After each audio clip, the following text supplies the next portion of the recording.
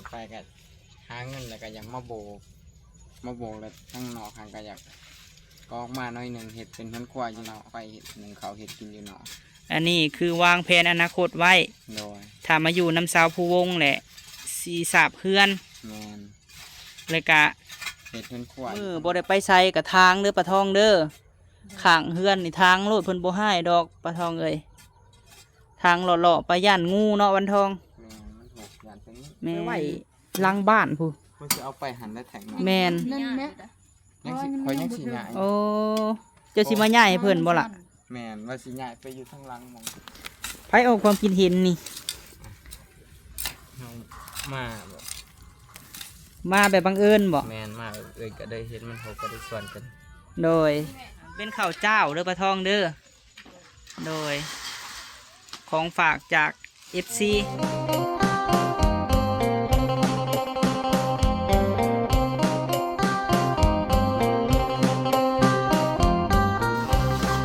สุคนพี่น้องเลยพบพ่อบ่าวพามีอีกแล้วเนาะพี่น้องเนาะพบพ่อกันมื้อนี้ที่แหละพี่น้องเนาะเข้ามาหาบ้านป้าทองพี่น้องเลยบ้านแม่น้องทง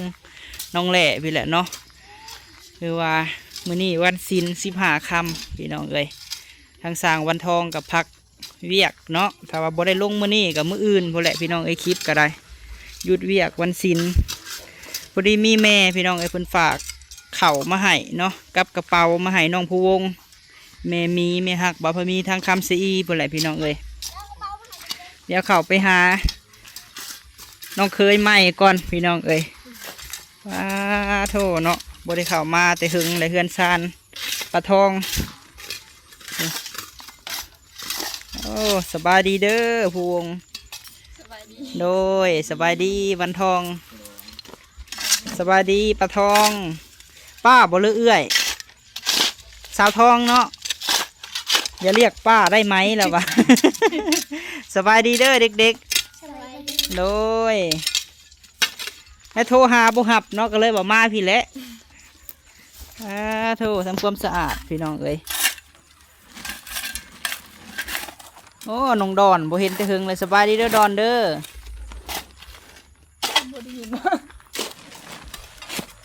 สบายดีแม่บิ่งดูแม่บิ่งเบิ่งอยู่แล้วนี่โดยโธ่บุ้มบั่มบุ้มบั่มพี่น้องใส่น้องไส้ดิไส้บริมาบ่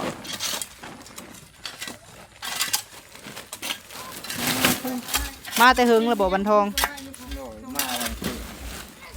โอ้มาซอยเบียเพื่อนไม่เท่ามื้อนี้พักเวียกเนาะมื้อนี้เนาะมันพักเวียกวันศิลเลยโมอยากเทมันแมนปกติแต่ละเทื่อกับวันศิลก็ต้องพักเนาะเพราะว่าวันศิลดับพี่น้องโดยทำความสะอาดเทือนเสาแหล่บ่ได้ไปตัดพื้นบ่น้องน้องลินบ่ได้ไปบ่ตัดวานนี่แก้มื้อนี้โอ้มันจะเข้ามาแก้ซอยบางทีโอ้มาแก้พื้นช่วยไม่เท่าโดยแก้พื้นนะครับผู้ที่มาเนี่ยโดยกระตัดโลดแหละถ้าว่ามือไรทางไอ้บันทองเพิ่นบ่ได้ไปกะให้ไอ้เพิ่นมาแก้ให้เอารถไฟหาแก้ฮะเอารถมืออื่นแหละไปแก้เอาอันนั้นเด้อแหละเด้อบันทองเจ้าไปสู่ไอ้อยู่เฮือนแก้เอาเสาอยู่เฮือนข่อยเสาที่ว่าตอนเขาแก้เมื่อตอนนั้นนี่แหละแม่นเจ้าขึ้นจืดดอนเสาปูนเสานี่นี่แมนโดยได้หกต้นประมาณ2 เมตรนี่แหละเอาเมื่อเห็ดแทงน้ำทางแม่บิ่งเพิ่นบอกโดยแล้วมืออื่นให้น้องแหล่กับบันทองไปตอนเช้าเด้อล่ะเด้อที่แกเมื่อให้แม่บิ่งเมื่อเห็ดเพื่อนครัวแม่ตู้คำน้ำแม่บิ่งบอกโดยป้าไปถิ่มแซนลิน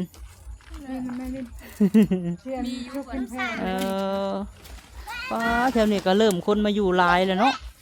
เป็นหมู่บ้านหนึ่งเลยพี่น้องเลยแต่ว่ายากน้ำยังอยู่นี่ค่ะสัญญาณจะมีสัญญาณเนาะเขตนี่ค่ะนี่ก็เอาไปถิ่มโลดน้องแหละแท่งน้ำนี่คือบอกเอาไปวันทองแท่งน้ำนี่ไอ้เอาไปไหว้ล้างบ้านผู้มันจะเอาไปหันได้แท่งแมน คอยยังสิย้าย โอ้เจ้าสิมาย้ายให้เพิ่นบ่ล่ะ แม่นว่าสิย้ายไปอยู่ทางหลังหมอง โดย แถวห้องน้ำแล้วต่อ และ ไปทาง มีหยังก็ฝากฟังน้ำแน่เนาะเบิ่งน้ำกันนี่แหละเนาะ อืม เอาไปทางหลังบ้านมันก็จะบ่เปื้อนอันนี้มันไหลไปเฮือนเพิ่นเนาะ แม่นนี่ก็ปรึกษากันแล้วว่าสิเอาไป เออ สิย้ายไปให้แม่สิ ท่อบ่ถึงบ่น้องแหละ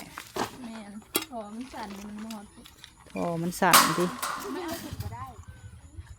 เอาเบิดก่อน อันนี้สูงอันนี้เนาะวันทองไผเฮ็ดให้นี่หั่นล่ะ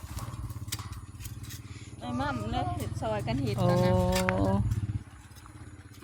สูงอยู่พี่น้องเอ้ยคันรถเข้ามานี่ต่ำบ่แหละ รถจักร ตำ บ่ อยู่ ต่ำต้องได้ไปเสลียงเอียงๆไปแม่นบ่ แม่น เออเจ้าคือจ่อยให้ดอน ไปโรงเรียนอยู่บ่คุมื้อนี่ฮะ เรียนดีๆเลยลิน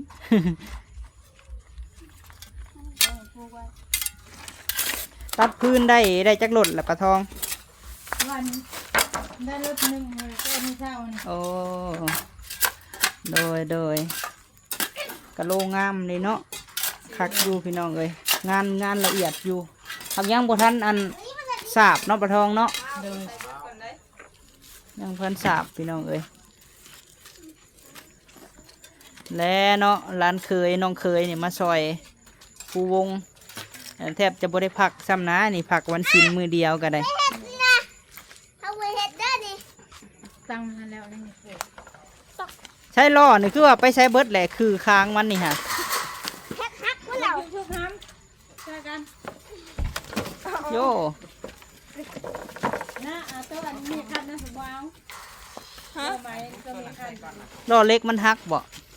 อืม ก็นี่ เอาฮุบละน้อยใหญ่เด้อเด้ละน้อยนี่ ทางข้างในก้อนตัวนี้เป็นหัว หาเอาอันมาปลูกแหละเอ้ยมักหินเนาะแถวนี้ก็ได้เออ ปลูกก็บ่งาม บ่ปะทองยามพ้นนี่น้ำอ่างบ่แถวนี้ฮะ บ่ บ่ได้อ่างติปลูกผักขะแยงบ่นี่ฮะ มันเกิดบ่ได้ปลูกนะ ไอ้พ่อมี ฮะ ว่าคันปลูกผักก็ได้อยู่ได้แถวนี้แต่เฮา ปลูก ซับดินขึ้นแล้วเฮาไปเอาดินที่บ่อนอื่นมาปลูก โดย คันเอาดินมาปกนั้นที่ได้อยู่อันเมื่อกี้นี่มันยาก โดย ปลูก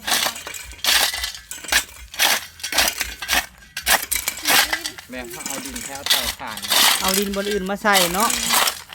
ก็ผมก็เอาดินบ่อนอื่นมาใส่ มันบ่งาม แม่ มาปลูกอันนี้แหละคันเอาดินมาปลูก บ่เฮาเอาดินตัวอื่นมาใส่ไหนบ่งามสำ ไม่ได้คือเขาปลูกแล้วไปเลิศนั่นนี่นะบ่ได้งาม อันนี้หันดินบนอื่นบ่ปะทองมาใส่นี่ฮะตัวแข็งๆนี่ฮะ อยู่นี่แหละ เออ เอาดินอื่นมาใส่นี่สิงามอยู่ โดยหาดินบนอื่นมาใส่ก็ได้เนาะ แม่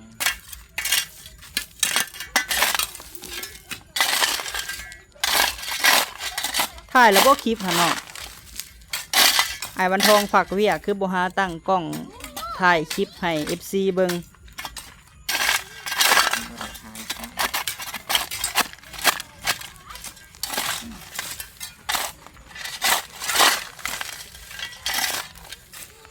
บางหุงแต่เอาน้ำอ้ายบ่นั่นแหละ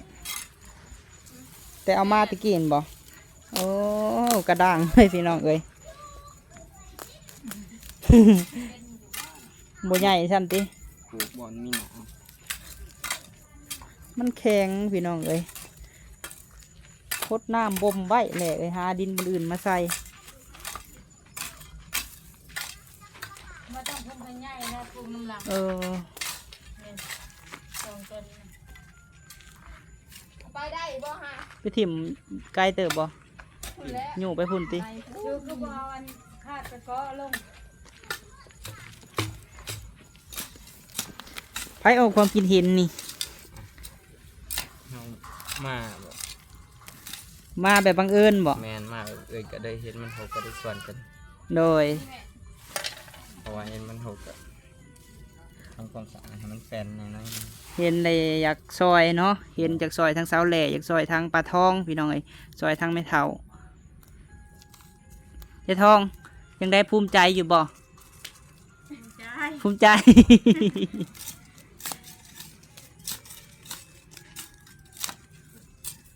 ไปแก้พื้นบ่มาเช้านี่ค่ะวันทอง แม่น โอ้ได้จักรถฮะ ได้รถหนึ่ง รถหนึ่ง แม่นมาแล้วตัดได้รถ โดย ตัดไว้ไปวันทองบ่ไปใส่กะจังอันแก้ปลาทองเอ้ยเอาพี่น้องเอ้ยเพิ่นเปิดเพลงป้าสะออนหัวสิงไข่ได้แหล่เอ้ยอันนี้บ่เอาไปให้แม่ตู้คำค่ะ แม่น เอาล็อกบ่ได้บ่สละห้องนี่นะ ได้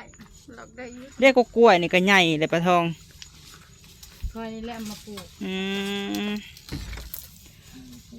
โดยนี่ทางเลาะนี่วันทองเอ้ยทางเลาะเลาะอันแคมหัวนี่ ข้างนอก แมนเป็นให้ทางอยู่แบบปลาทอง มาทางพี่ได้เพราะว่าทางคุณเพิ่นเปิดเพลงพี่น้องเอ้ยอันนี้บนน้องแหล่นี่คือว่างับบ่ได้บ่นาง เป็นแบบนั้น ไล่มันออกแล้ว ให้ลองเปิดเบิ่งดูหาวันทอง ยังแต่ทางเทิง โอ้ใหม่อันนี้เสาะ ใช้อันน่ะแนวล็อกมันไปใช้ค่ะ นี่เงยออกแล้วจะเข้าไปช่างใด โอ้งับไว้ซื่อ โก็มันจากอันนี้ ๆเป็นหยังวันทอง บนแหนทั้ง บ่แน่นบ่ แม่เขาเห็นบนแหน บ่เขาใส่อันนั้นมันน้อย แม่เขาใส่บรรพับอันน้อย น้อยเนาะ นี่อันบัดพระอันนี้เอามาแต่เฮ้ยบุกทุ่งมาได้นี่ได้ แม่นบ่ มันก็งับได้อยู่ ระวังแต่คนปีนเข่าได้แหละเอ้ย ไปหันออก อันใดก็ให้อาบันทองและเบิ่งให้แหละเอ้ย หันออกแล้วก็เสาะนี่ไม่จังสีเขา โดย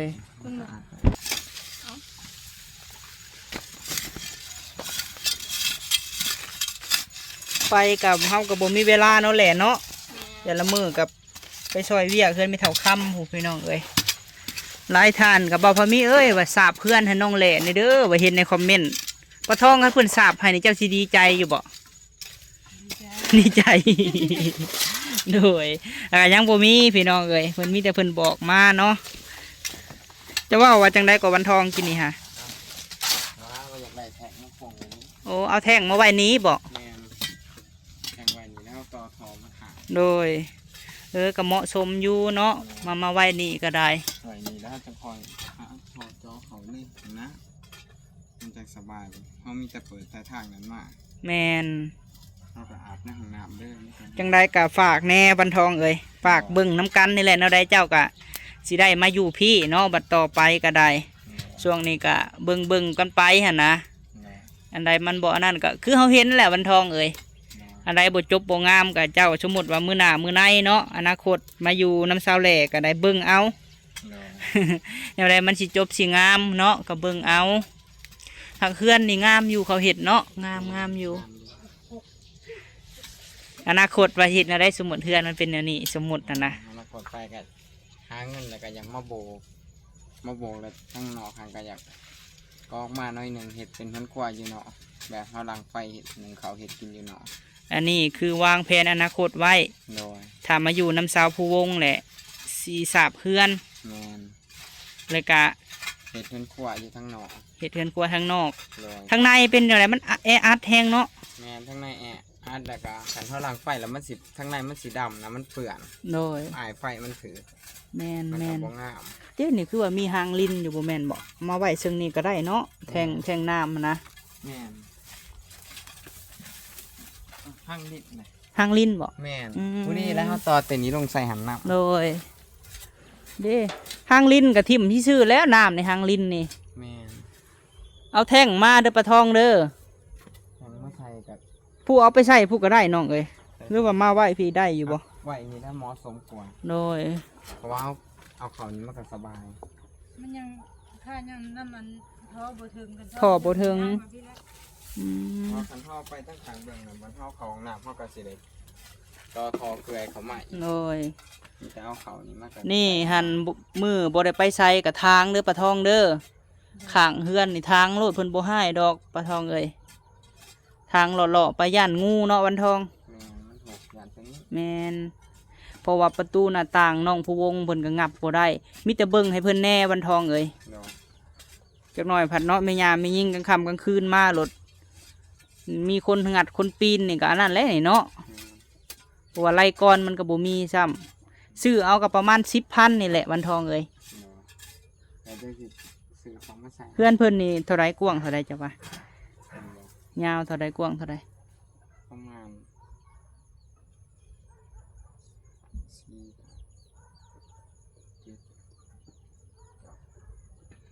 12 เมตร 7 คูณ 12 แม่น บ่ โดย โอ้กว้างอยู่เนาะบ่ได้หัวบ่ปะกลางคืนน่ะ บ่ โอ้ ฝนตกกับโอ้โห โดยว่าซะเนาะเพิ่นเศร้าเปิดเพลงแล้วเฮาไปนั่งร่มกันอยู่ทางหน้าพุ่นแหละเนาะแบบว่ายุงหลายพี่น้องเอ้ยคันหัวสิงไข่นี่ปลูกหัวสิงไข่มันเฮ็ดให้บ่มียุงบ่หรือว่าจังได ไปทางหน้าทางหลัง จากทางใดทางหลังทางหน้าเนาะเพิ่นเศร้าแล้วบ่นางเปิดเพลงค่ะอืมเศร้าแล้วบ่ เอาแล้ว โดยป้าจะนั่งอยู่ไหนก็ได้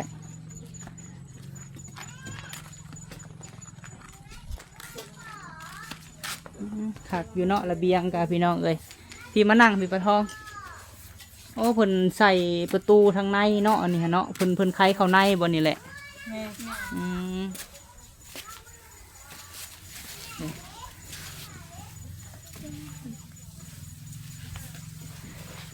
เห็นยิ้มเป็นแป้นอย่าดีใจว่าได้มาซอยผู้สาว โดย โอ้พวงเป็นยังไงความหูซึกมันยังคือปินข่างใส่แทนน่ะ เออคือว่าบ่กับบริคอยมาปันไดเนาะเพราะว่าเฮ็ดเวียกอะไรพี่น้องเอ้ยเฮ็ดเวียกเฮ็ดงานรถไฟหันนะโอ้คอยคือจอดรถโหดแท้อยู่กลางทางหมดเลยข้าวน้ำซ้ำปลาได้เป็นแนวใดให้อีหลายกูมือนี่ฮะ มือใดมือมีกับมีมือบ่มีกับบ่มีแหละคือเก่าแหละ มือมีก็มีมือบ่มีก็คือบ่มี แม่น ให้คะแนน เนาะก็แม่นแล้วเนาะมือบ่มีก็บ่มีแหละพี่น้องเอ้ยก็ยังคือเก่าเนาะส่วนหลายหันได้เงินมาก็ซื้อเป็นเป๋าบ่ปะทองหรือว่ายังไปติดหนี้คือเก่าบ่ มันยังบ่ทันได้เงินซื้อเลยจะติดหนี้เอาก่อน เดือนนี้หันคือสิได้อยู่ดอกเนาะล่ะเนาะเงิน YouTube กันเนาะโอ้ ติดหนี้เอาก่อนแล้วก็ได้เงินเราก็ไปให้น้ำหลังมันก็ได้ แต่ว่าเพิ่นจะได้ดอกเบี้ยได้เนาะเปอร์เซ็นต์สูงแน่เนาะ เมื่อว่า โดย แต่ตอนนี้เราบริติดเพิ่นเนาะใส่เพิ่นแล้วได้ ใส่เบิดแล้ว หลัง โอ้กะเบิ่งกันเด้อบันทองเด้อ โดย จังใดก็คือน้องเห็นนั่นแหละบันทองเอ้ย โดย โดยมีบ่มีก็คือเฮาเห็นนำกันเนาะครอบครัวเพิ่นก็ได้ มาเห็นก็เป็นจังได กับให้อยู่เหมือนกับอบอุ่นอยู่ครอบครัว โดยอบอุ่นอยู่เนาะมีน้องหลายแน่หั่นนะก็บ่เป็นหยังดอกเนาะถ้าว่ามักหักกันกันน้องเอ้ยพร้อมกันสู้เนาะแหละเนาะแหล่เจ้าฮู้บ่บันทองย่างไปกับข่อย2คนแล้วเว้าหยัง บ่ฮู้ เราว่าคันเรามาอยู่นี่ให้เราสิสาบเพื่อนเราว่าหาเงินได้เลยสิสาบเพื่อน หลังจากสาบเพื่อนสิต่อเสาให้เพื่อนครั่วบ่บันทอง โดยเสียเป็นตัว เอออาเชิญเราบ่ได้มาอยู่กับวางแผนอนาคตไว้แล้วมาพี่น้องลินจักปีเลยเสาลินนี่ฮะมาพี่เฮ็ดเป็นอยู่บ่หนึ่งเข่าวนี่น้องลินนี่เป็นอยู่ไว้ล่ะ เป็น เอามาพี่ใหญ่เป็นสาวแล้วเนาะเออแกงหน่อไม้แซ่บอยู่บ่ มีน้องลินน้องทิ้งโทยน้องทงนี่สำเร็จ11พี่น้องเอ้ยคือกันแหงหน้าตาเนาะแต่น้องลินนี่คือน้องทงเลยแมันบ่ โดย นี่คือการเน็บบ่แพ้ผู้นั่นดอกทิ้งโทยจักปีแล้วคนนี้ค่ะ 7 ปี วันดีได้สะ 6 อันนี้ได้สะ เออ 9 ปี แม่เด้ ปี9ปีแม่34 30 40 อย่าว่าได้6 ปีเนาะ เออโดย เอาสะแหละเอ้ยอ้ายมามื้อนี้เอาข้าวมาให้เด้อมีแม่หักอ้ายอยู่คำสะอีแม่หักอ้ายที่ว่าอ้ายไปหาแหละข้าวเจ้าเพิ่นให้เอามาให้อยู่ไทยเพิ่นบ่โอ้เจ้าก็ติดตามข่อยได้แสดงวันนี้พลังน้ำโอ้อันนั่นแหละปลา จงให้อ้ายเนี่ย อันเอาธงขาวสีดำมาวันทองแล้วก็กระเป๋าสีดำหัน โดย โดยให้วันทองไปเอามาก่อนพี่น้องเอ้ยน้องแหล่ไปเอานะวันทองก็ได้ เคยกินแน่ตัวนี้เมาหลายพอแล้ว ไอ้วันทองว่าเลี้ยงเป๊ปซี่มื้อนี้เนาะแม่นแหละกระเป๋าน้องแหล่เอ้ย เป็นข้าวเจ้าเด้อปลาทองเด้อโดยของฝากจาก FC จากเมหักเฮาเอามาพี่กระแดะบันทองลองไขเบิ่งดูฮะแกะเบิ่งโดยงามอยู่บ่ล่ะ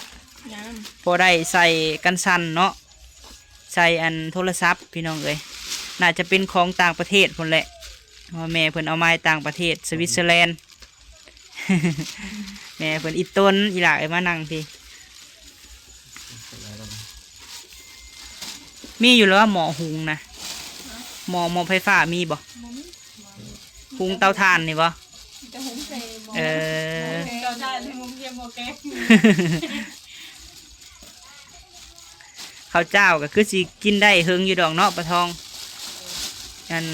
หุงข้าวแล้วก็แกงหน่อไม้พี่น้องเอ้ยงามอยู่บ่แหละแบ่งกันแม่เพิ่นซีให้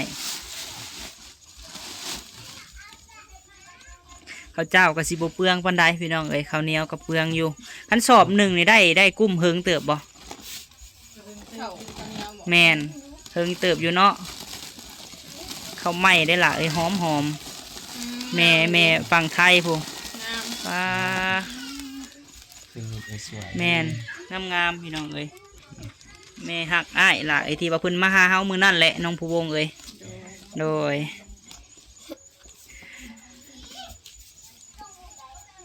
ไอ้นี่พอ กินหยังเป๊ปซี่บ่นะฮะโอ้ ด้วยนะให้กินน้ำแดงกับเพื่อนไม่ใช่เลยขาดบ่ จูดอยู่แท้สถานค่ะ นี่เจ๊ โอ้ไปย่างไปเฝ้าบ่หรือว่านอนเฝ้าอยู่หั่นบ่ ย่างไปจอกไปจอก โอ้